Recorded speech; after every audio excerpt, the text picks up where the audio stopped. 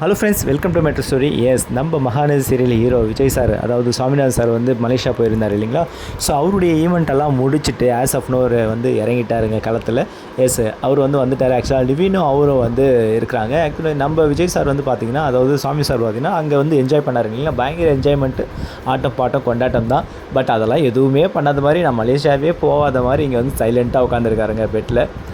ரெண்டு பேரும் என்ன பாட்டு கேட்டுட்ருக்காங்கன்னா, அதுக்கு அவங்க பேக்ரவுண்ட் வாய்ஸும் கொடுத்துட்ருக்குறாங்க. ஒன்று நினச்சி பாட்டு படித்த அந்த சாங் இருக்கு இல்லையா, கமலஹாசன் சாங்கு, அந்த பாட்டை தான் பாடிட்டு ரெண்டு பேரும் ஃபீல் பண்ணிகிட்ருக்காங்க.